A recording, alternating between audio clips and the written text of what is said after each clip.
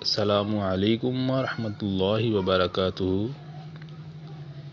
میں اپنے تمام سامعین کو اپنے نیو چینل حکمت اسلام پر خوش آمدید کہتا ہوں۔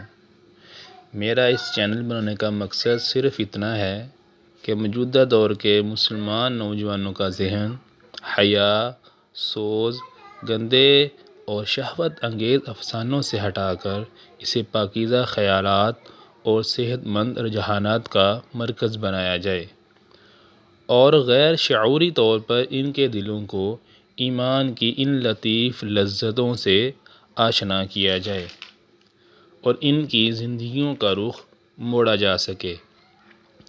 یہ ایک حقیقت ہے کہ انسان فطری طور پر کہانیوں اور حکایات میں دلچسپی رکھتا ہے۔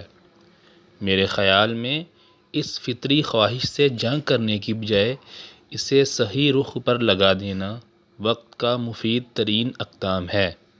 تجربہ شاہد ہے کہ ایک ہی بات جو براہ راست درس و پیغام کے انداز میں کہی گئی، عام طبیعتیں اس سے مانوس نہیں ہو سکی، لیکن وہی بات جب کہانی کے انداز میں کہی گئی تو انسان کے دل میں آسانی سے اتر گئی۔